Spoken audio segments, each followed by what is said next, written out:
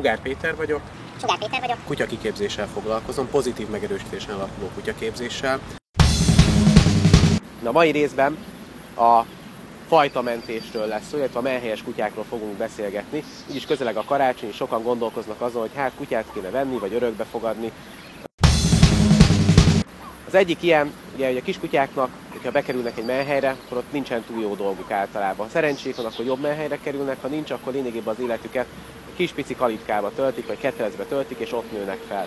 Ezért elmarad náluk a fiatalkori szocializáció. Mit jelent ez a szocializáció? Az, hogy nem játszik kiskutyákkal, nem tanul meg velük barátkozni, nem tanul meg velük kommunikálni. Hogyha ez elmarad, akkor sajnos nagykorában már sokkal nehezebb kialakítani, adott esetben ebből származhatnak bizonyos viselkedési problémák. Idősebb kutyát, akár 2-3 éves kutyát fogadunk örökbe, ott már nem tudhatjuk az előéletét, nem tudjuk, hogy mi történt vele, hogy milyen sorsa volt, bántották, nem bántották, mitől fél, milyen félelmei vannak. Például lehet, hogy a kutya fél embertől, állattól, vagy csak kutyáktól fél, de olyannal is találkoztunk például, aki egy nejlonzacskótól félt, vagy csak a piros kabátos emberektől. Meghívtuk a műsorunkba Ásvány Krisztát, a Brit Pásztor Fajtamentő Közhasznú Egyesületnek a tagját. Sziasztok, Ásvány Kriszti vagyok, a Brit Pásztor Fajtamentő Közhasznú Egyesületének lelkes önkéntese. Amit az egyesületünkről tudni kell, röviden annyi, hogy idén alakultunk egyesületté. A fajtamentés foglalkozik az elveszett és a talált kutyáknak a hirdetésével is, ezzel is megpróbálunk segíteni a gazdiknak, akik elvesztették, vagy meg szeretnék találni a kutyusukat. Ő Menta, ő a 1 éves bobtail kislány, ő is a fajtamentés gondozásából került szuper gazdikhoz. Őt egy szaporító telepről hoztuk el az anyukájával és az apukájával. Mind a 3-an most már szerető családban tölthetik az életüket. Pár feladatot szeretnék elmondani, hogy mi is az egyesületünknek a munkája, miről is szól.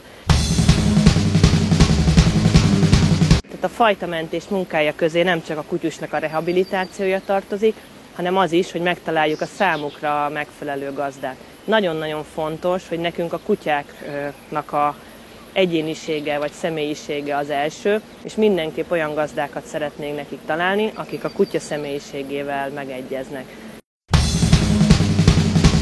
Csak is örökbefogadási szerződéssel adunk kutyus, és így nyomon tudjuk követni a sorsát, és nem veszítjük őket szem elől. A fajtamentés tevékenységéhez hozzátartozik a kapcsolattartás, tehát a örökbefogadott kutyusokat minden körülmények között nyomon követjük, és híreket kapunk róluk, ezáltal soha nem veszítjük őket szem elől. Tehát minden hozzánk került kutyus átesik ivartalanításon, oltáson és csippezésen. Ez azért nagyon-nagyon fontos, hogy megelőzzük a további szaporulatokat. Kriszta a saját kutyája mellé örökbe fogadott egy mentett kutyát, de erről hallgassuk meg őt.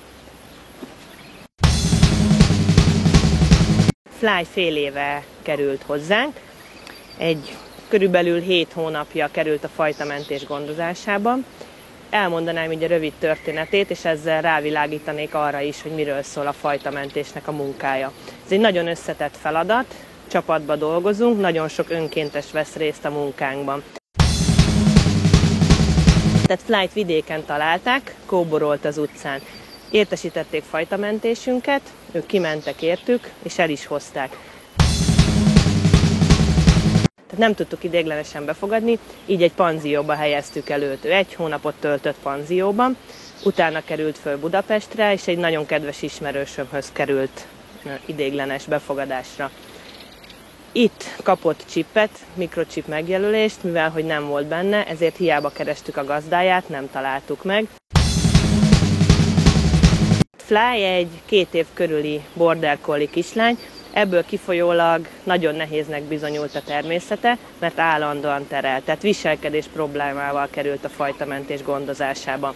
Rehabilitációját megkezdtük, nagyon-nagyon félénk volt, így el kellett vele kezdeni kutyasuliba és szocializációra is járni.